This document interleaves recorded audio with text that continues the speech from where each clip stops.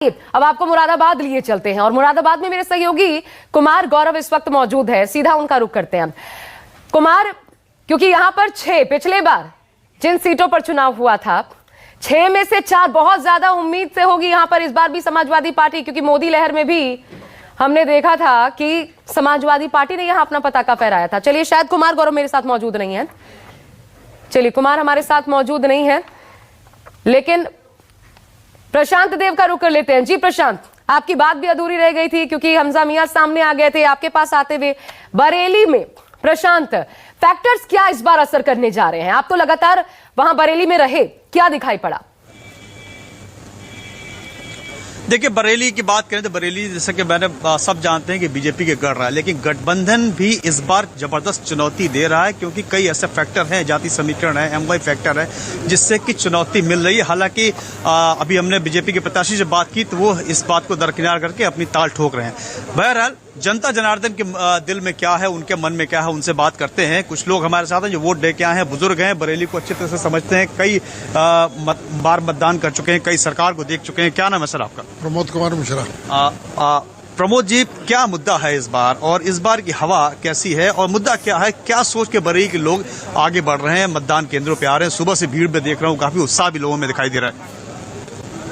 मुद्दा क्या है भाई? मुद्दा क्या हुई, मेरी समझ से तो बीजेपी को ही आना चाहिए। नहीं, लेकिन नाम अभी चुनाव के दिन नहीं ले सकते हैं आप, लेकिन हाँ फिर अब देखिए, यहाँ तक समाजवादी पार्टी है या और पार्टीज है, बीएसपी तो कोई स्टैंड ही नहीं कर रही है। जो जोर है वो समाजवादी का है और बीजेपी का है। तो ये देखिए, कह रहे हैं कि गठबंधन और उसमें जो है कुछ वो लोग हैं जो साइलेंट वोटर्स मिलेंगे क्या? अगर वो हो सके तो बात करें। जी जी जी जी, देखिए। अच्छा, माफी चाहूंगी प्रशांत, मुझे थोड़ा सा आपको रुकना पड़ रहा है। प्रशांत गुप्ता के पास सीधा मुझे जाना पड़ेगा, वहां से कुछ तस्वीरें सामने आ रही है। प्रशांत, ओवर टू यू।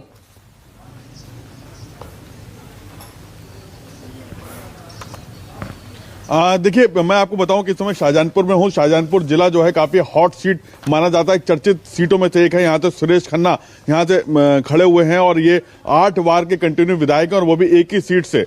और अब की ये जीतते हैं तो ये रिकॉर्ड होगा उत्तर प्रदेश की विधानसभा में। अब तक प्रमोद तिवारी 9 बार विधायक चुने गए हैं, लेकिन उन्होंने 9वां कार्यकाल अपना पूरा नहीं किया था। और एक बड़ी बात यह थी कि प्रमोद तिवारी कभी एक सीट से चुनाव नहीं जीते थे, लेकिन जो शाहजहानपुर शहर की सीट है यहाँ पे सबसे अहम बात यह है कि सुरेश खन्ना लगातार एक ही सीट से जीतते आए हैं, इसलिए काफी अहम है। और दूसरा, शाहजहानपुर जो है वो काफी इसलिए भी राजनीतिक पृष्ठभूमि से अहम हो जाता है क्योंकि जितिन प्रसाद यहाँ से आते हैं, वो जो कि कांग्रेस के कभी दिग्गज नेता हुआ करते थे, लेकिन अब उन्होंने भाजपा का दामन थाम लिया। सुबह से यहाँ पे वोटिंग चल रही है, मेरे साथ कुछ लोग हैं यहाँ पे, स्थानीय लोग, उनसे पूछने की कोशिश करते हैं कि आखिर किन मुद्दों के आधार पर वो वोट कर रहे हैं। आपने वोट डाला किस आधार पे? यहाँ पे जनता वोट गुंडा मुक्त सरकार को, भयमुक्त सरकार को, मेरा वोट विकास को, शाहजहांपुर के चौमुखी विकास को गया है।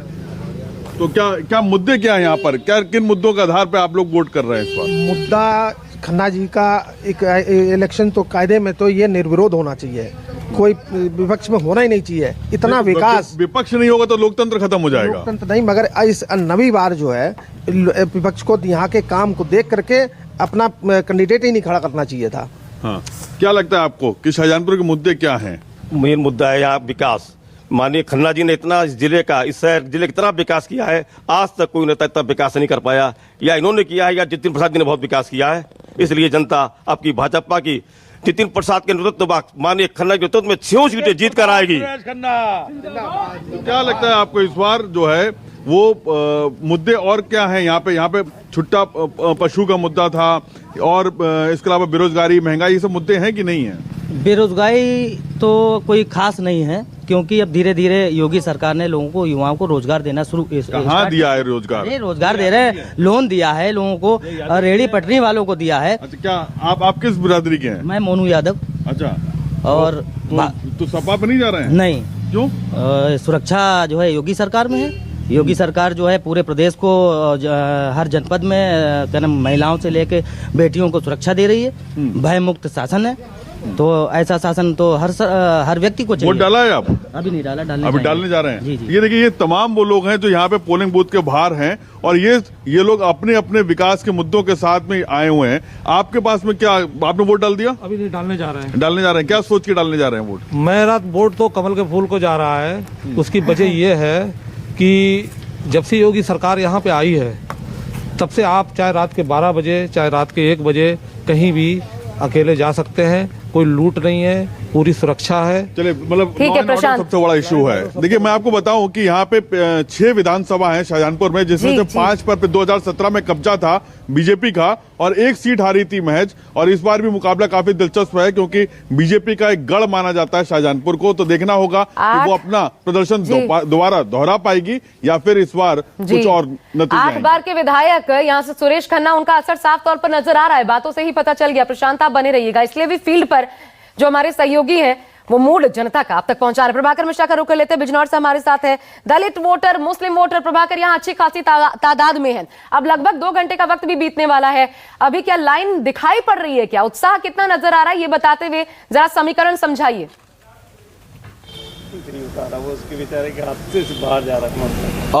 आशा, शुरू जब हुई थी तो लगा कि यहाँ मौसम बहुत बढ़िया है और बीजेपी के पक्ष वाले जो मतदाता थे वो ज्यादा वोट कर रहे थे। अब चीजें दूसरी तरह थोड़ी सी बदल रही हैं, मौसम बदल रही है। एक चीज मैं बताऊं कि हमारे सहयोगी यहाँ पर कमरुद्दीन फारूकी हैं, वो यहाँ के बारे में बताएंगे। यहाँ का समीकरण समझाइए। और जो मैंने सुना कि यहाँ मुकाबला त्रिकोणीय है।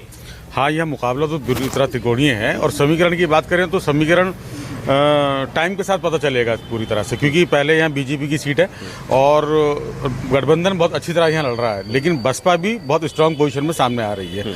तो अब डिपेंड करता है कि जो मुस्लिम वोटर है यहाँ का वो किस तरफ जाता है, क्योंकि बीजेपी का जो वोट है वो थोड़ा सा, अगर हम माने कम हुआ जाटों का, तो वहाँ नुकसान जो है वो बीएसपी पहुँचा रही है गठबंधन को। तो त्रिकोणीय मुकाबला है और थोड़ा वक्त के साथ पता चलेगा कि क्या सीट आप क्या देख रहे हैं, मुद्दे क्या? मुद्दे तो मेन यहाँ के लोग शांत स्वभाव के हैं, परेशान होते हैं, मुद्दे उठाना नहीं जानते अपने। सड़कों की यहाँ दिक्कत है, बिजली की यहाँ दिक्कत है, एजुकेशन बहुत ज़्यादा खराब है और ठीक है अस्पताल प्रभाकर, अभी ठीक अभी तो दिन की शुरुआत है, आगे धूप खिलेगी, मतदाता घर से बाहर निकलेंगे, खिले चेहरे नजर आएंगे, एक एक तस्वीर हम पहुंचाते रहेंगे आज की इस मेगा कवरेज में। एक ब्रेक फिलहाल ले रहे हैं, लेकिन नमस्कार, मैं हूं मानक गुप्ता। अगर आपको हमारा ये वीडियो पसंद आया हो तो इसे लाइक और शेयर जरूर करें और हाँ, हमें सब्सक्राइब और फॉलो करना ना भूलें ताकि आप देश और दुनिया की कोई खबर मिस ना करें। तो जुड़े रहिए हमारे साथ और देखते रहिए न्यूज़ 24।